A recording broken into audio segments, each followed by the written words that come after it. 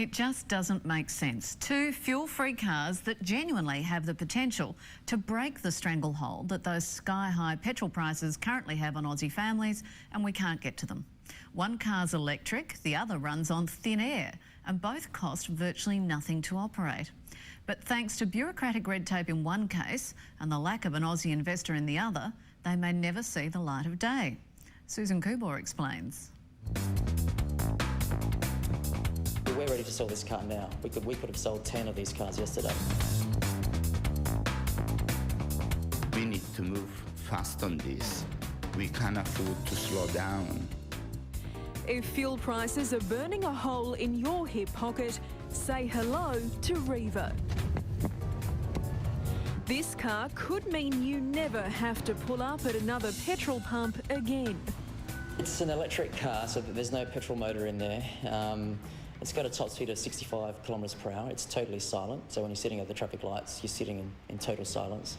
And this man wants to sell it to you. It's a car which people are ready for. It's priced right, it's cheap, inexpensive to run.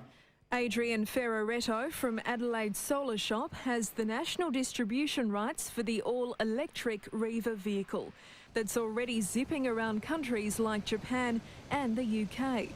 It's both the cheapest and the cleanest and the lowest total cost of ownership car you can have on the road here in the UK.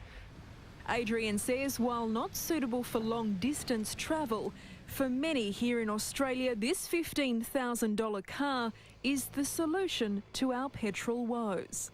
If you wanted to drive 100 kilometres, how much would that cost you? About 60 cents in electricity to drive 100 kilometres. It's very easy to drive, it's light, there are no gears in the car, so it's just stop and go. Of course, Adrian would love to give you a demonstration himself, but he can't. For over a year now, the Riva that's here in Australia has been stranded in this customs warehouse in Melbourne. And despite soaring fuel prices, the federal government won't allow it on our roads. Because the federal government doesn't have a classification for the vehicle. In Europe, where it's being classified, it's called a quadricycle, whereas in Australia we don't have a quadricycle category, and that's why it's been sitting in customs for the last 18 months. That's right, because of bureaucratic red tape, Australians are being denied access to this new, clean, green and cheap technology.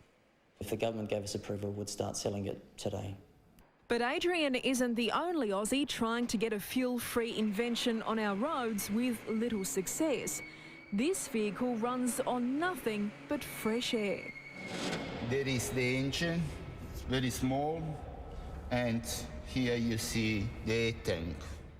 Engineer Angelo Di Pietro has designed an engine that's fuelled by compressed air alone. And since air is free, all you pay for is the power to compress it.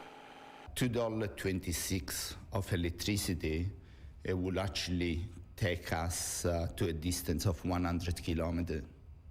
Still in the prototype stage, the rotary piston engine can't match the range or power of your current family car. But with the backing of big business, Angelo hopes it won't be long before air-powered vehicles become commercially available.